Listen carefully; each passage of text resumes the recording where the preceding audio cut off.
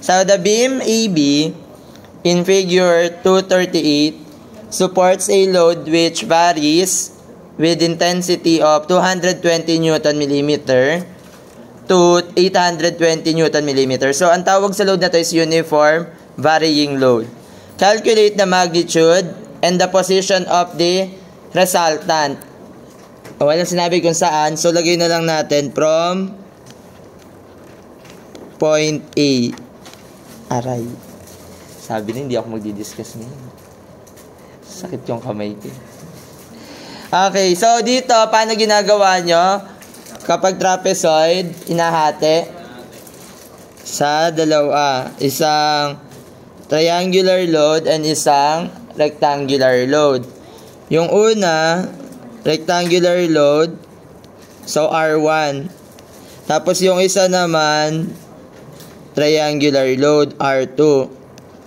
Si R1, yan yung area ng rectangular load, which is 220 times 6.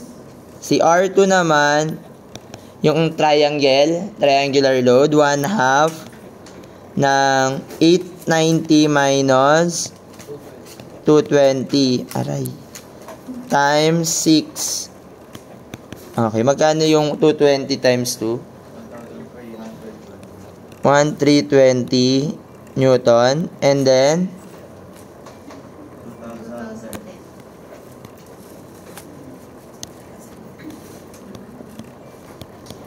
okay. Ngayon, ano yung location ni R1 from point A? Diba, to 1/2 ng 6, which is 3.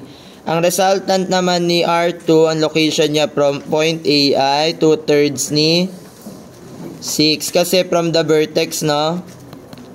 That is 4. Ngayon, yung total resultant natin, mag-a-act siya somewhere here at a distance of bar X. Okay? So again, principle of moments or yung Varignon's theorem. Hindi ako sila magkaliwa. Moment produced by the resultant at point A is equal to the moment components ng force from point A. So assuming clockwise, positive. So, yung resultant natin, ang moment arm niya is bar X from point A, no? And then, yung R1,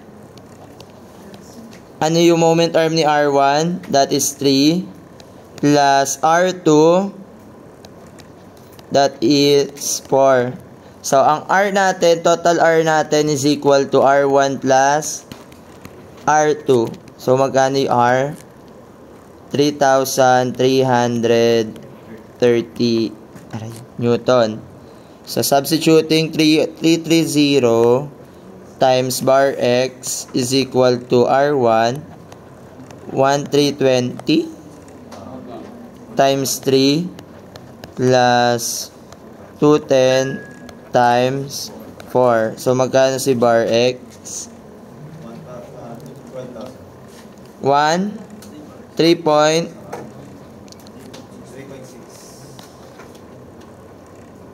Sakto?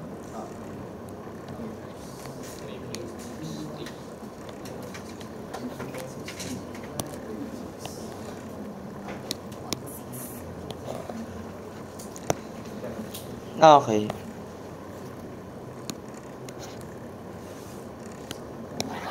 Okay, next ito naman yung sinasabi ko sa inyo na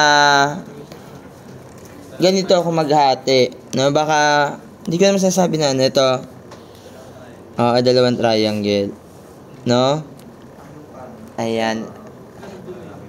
Delay. Yung alin? Medyo lag eh. Ayoko nga delay. Na mabagal internet.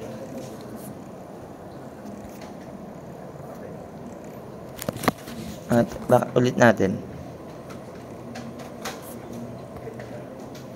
Pag sumasamahin, pag baluin.